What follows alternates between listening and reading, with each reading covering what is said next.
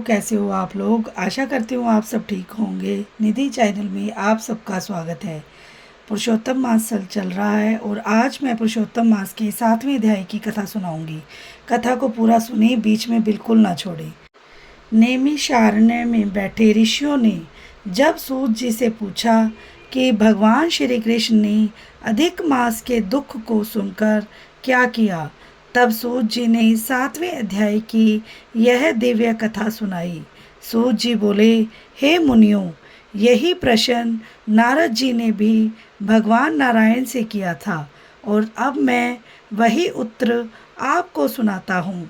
भगवान नारायण बोले, हे नारद, जब भगवान विष्णु ने अधिक मास की पीड़ा श्री कृष्ण जी के सामने रखी, तब गोलोकनाथ श्री कृष्ण ने अत्यंत करुणा और प्रसन्नता से कहा, हे विष्णु, तुमने बहुत अच्छा किया जो इस मलमास को यहाँ ले आए।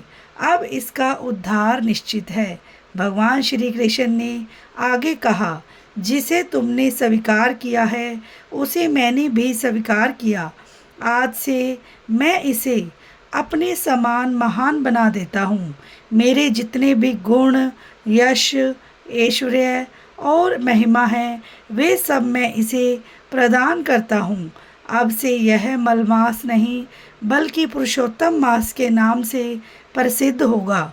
उन्होंने घोषणा की, आज से मैं स्वयं इसका स्वामी हूँ और यह सभी महीनों में श्रेष्ठ और पूजनीय होगा। जो भी श्रद्धा से इस मास में व्रत, जप, दान और पूजा करेगा, उसके सभी दुख, पाप और दरिद्रता नष्ट हो जाएंगे। भगवान ने आगे इसकी महिमा बताते हुए कहा, अन्य मासों में किए गए पुण्य सीमित फल देते हैं, परंतु इस पुरुषोत्तम मास में किया गया एक छोटा सा पुण्य भी करोड़ों गुना फल देता है।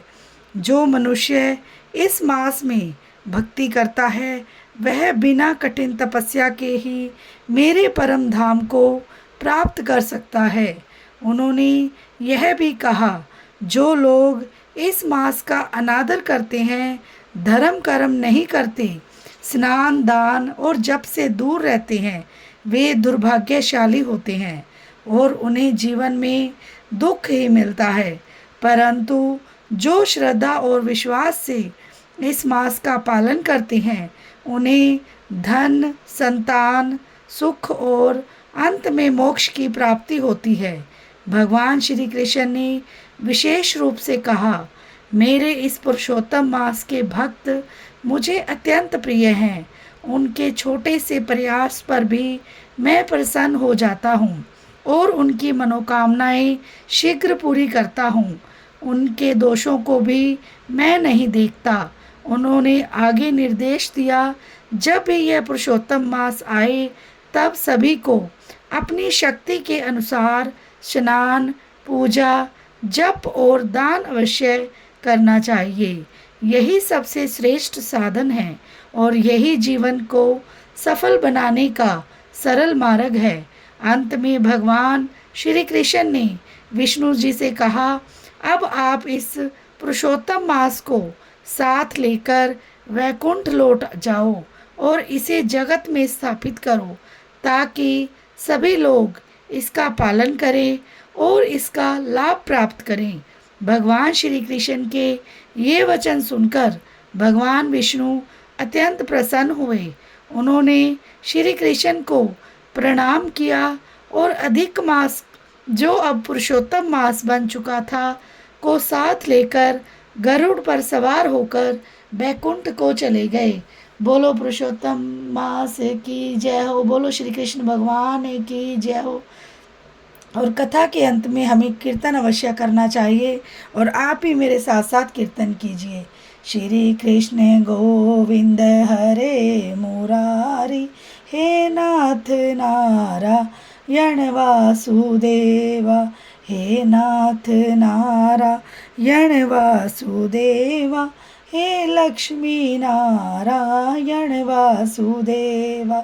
श्री कृष्ण गोविंद हरे मुरारी, हे नाथ नारायण वासुदेवा, हे नाथ नारायण वासुदेवा, हे लक्ष्मी नारायण वासुदेवा।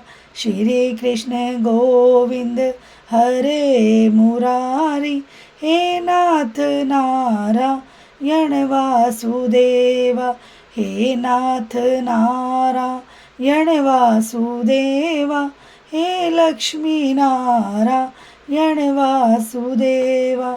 श्री कृष्ण गोविंद हरे मुरारी, हे नाथ नारायण वासुदेवा, हे नाथ नारायण वासुदेवा, हे लक्ष्मी नारायण वासुदेवा।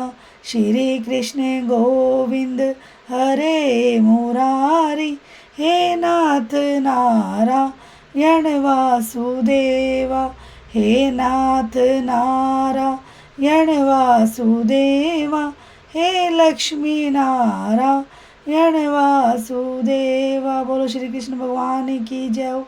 वीडियो को लाइक, चैनल को सब्सक्राइब करना ना भूलें और बेल आइकन को ज़रूर प्रेस करें ताकि मेरी वीडियो की नोटिफिकेशन सबसे पहले आपके पास पहुंच जाए। मिलते हैं नेक्स्ट वीडियो में। राधे राधे।